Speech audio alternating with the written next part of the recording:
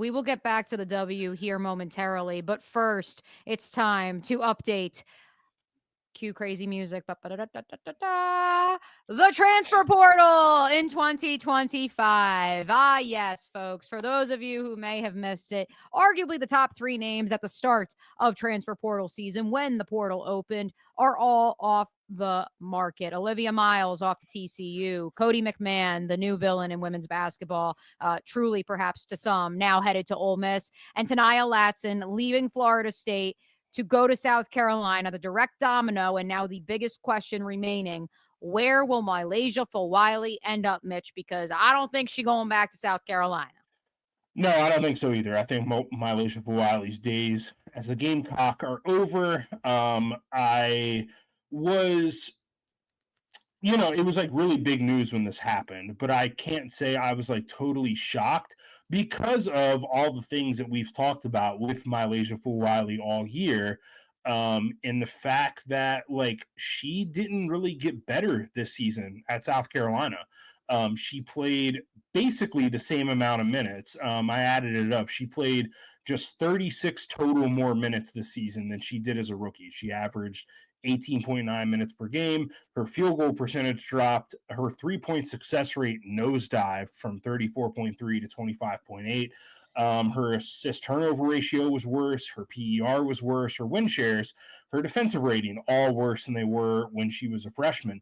But like we know that MiLaysia Fulwiley is a star and has potential to be like this really awesome player and has the potential to be a face of women's college basketball. Steph Curry sees it. The Curry brand and Under Armour, like they signed her to an NIL deal. She's got a signature shoe and the whole thing. I don't understand. I guess what we might learn at some point is like if there was a relationship breakdown between her and Dawn Staley and how that occurred over time. I mean, it was very clear to me that like just watching South Carolina as much as I have over the postseason over the last 2 years, that MiLaysia was always on like a short leash in that, if she played a game, very undisciplined or had a lot of turnovers or had a lot of defensive lapses or plays where she wasn't giving effort on defense, she was getting yanked out of the game. But there were also times where Dawn asked her to save the Gamecocks, and a lot of times she did. Most notably, most recently, that Sweet 16 game against Maryland. If MiLaysia Fulwiley is not on that roster, the Gamecocks are losing in the Sweet 16.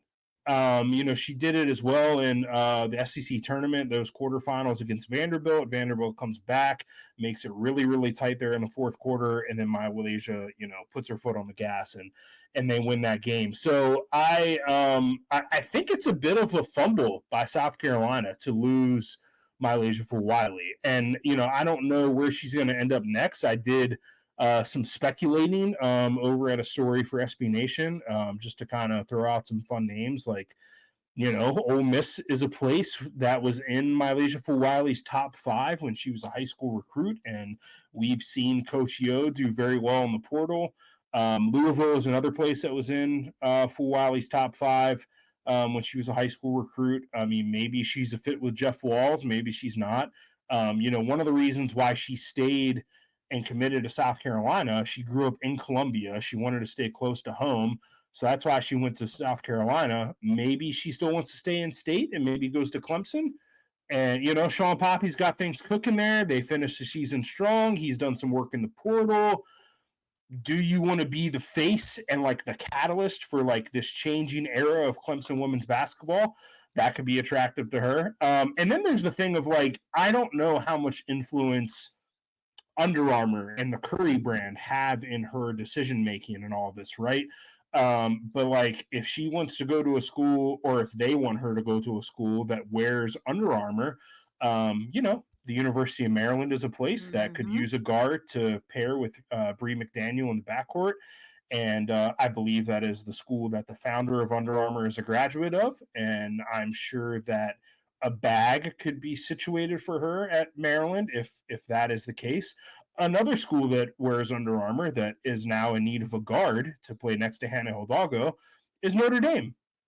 So I think like as my mind sort of spun about potential landing spots for MiLaysia Fulwiley, those were the most intriguing to me. Like if Under Armour is in play, Notre Dame and Maryland are interesting. If they're not in play, if you still want to stay in state, maybe Clemson. If you're just looking for like good basketball fits, maybe Louisville or Ole Miss. So that's where I landed. But here's the thing, Mitch. You have your ear to the pavement as much as any reporter in the sport, and there have been no leaks. There has No, been no news as to where Fulwiley could end up. yeah, and I think she entered the portal with like a do not contact tag, which means a lot of people interpret that as, well, they already know where they're going. It's not necessarily that all the time. A lot of times players choose to enter with that do not contact tag just so they can control the process. So they can contact schools instead of coaches blowing up their phone. MiLaysia Fulwiley doesn't need to hear from every Power Four coach in the country. She probably has an idea of like realistically there's maybe like 10 schools that I would play for. And so I think she goes in with that new do not contact tag for that sort of scenario. So she can control the process, so her agent can control the process and sort of talk to teams in that kind of manner. I love the Notre Dame poll because the next player on our list, Kate Koval, represents the mass exodus out of South Bend. I don't have Notre Dame's roster pulled up in front of me, Mitch, but correct me if I'm wrong. I don't know if they actually are going to list Kate or any of the players who, maybe the incoming freshmen, but ultimately this is a team that has one player coming back from last year at this writing, and that is Hannah Hidalgo. I cannot wait for the full court press series from ESPN to come out in the next few weeks because I need to know the behind the scenes of what transpired that final month of the season that led to the deterioration of a team that was number one in the country for so long. But then also B, what does this mean for the future? Because clearly Niele Ivey has drawn a line in the sand and has said, I'm on Hannah's side. And if you're not with us, you can leave. Yeah, I think that I'm very curious to see, in terms of that ESPN doc, how much control the teams had over that, or how much control the players' camps had over that in terms of like editorial direction. My guess is a lot because that's just sort of how these things I can tell turn you, out. I from a source in Iowa City last year, yes. Not only did the University of Iowa have a lot of say and Caitlin Clark's part in it, Yeah, but the Clark family also had a say. yeah, and I was told that Notre Dame's comms teams had a big hand in crafting that Players Tribune story that Mm. came out from Hannah Hidalgo. So my guess is that we unfortunately are not going to get a whole lot of juicy details about what went down with Notre Dame at the end of the season. But I'm hopeful that we do find some information out because yeah, like you mentioned, Hannah Hidalgo from this starting five is the only player that's coming back, from this most recent Notre Dame team. Sonia Citron, Leah Tukang, and Maddie Westbeld all off to the WNBA. Olivia Miles is at TCU. Kate Koval, who was second off the bench in terms of minutes played, she is off to LSU, where I think that's a solid fit. I guess Cassandra Prosper is coming back, so that's a good thing. That's a name. That's a name on the roster. Sure, yeah, that's good. But like I don't know, man. Notre Dame needs some help. They're gonna have to figure some stuff out and figure out how to. I mean, you're now at a point where you need to figure out how to maximize the rest of Hannah Hidalgo's time in South Bend, because you're gonna have her for 2 more years because she's not going to turn 22 next year for the draft, so she's not going to leave early as a junior. So you have Hannah Hidalgo now for 2 years, and basically you need to figure out how to maximize the rest of her time. And right now you're looking at a roster that has Hannah Hidalgo and Cassandra Prosper, and I guess they got a transfer commit today from Kansas State, Gisela Sanchez, Mm-hmm. who averaged 4.2 points per game. I mean, sure, you're going to need some bigger guns, I think. So Notre Dame has work to do. One other name for you in the transfer portal, and who would that be, Mitch? Oh, Kara Dunn, who leaves Georgia Tech, was kind of part of the post Nell Fortner retirement exodus there.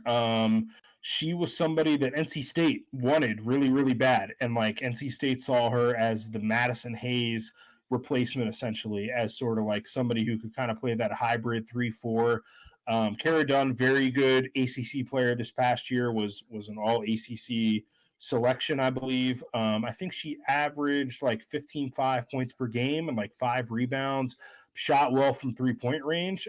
She goes to USC, which is, I think, a good fit for her there as well. But I know that she's somebody that NC State wanted really bad. And, so she goes to USC, who is kind of in the midst of their own sort of roster rebuild. I think trying to figure out what next year's roster is going to look like, probably potentially without Juju Watkins a part of it, because I think it's very likely that she misses the entire season unless there's some sort of medical miracle that allows her to, come back early. But I imagine no one is pushing her to come back early because why risk it, right?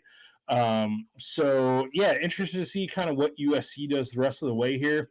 The other Georgia Tech player who recently committed was Tony Morgan, another really solid player from Georgia Tech who, was a multiple year starter under Nell Fortner, 13.7 points per game, 5.6 assists per game.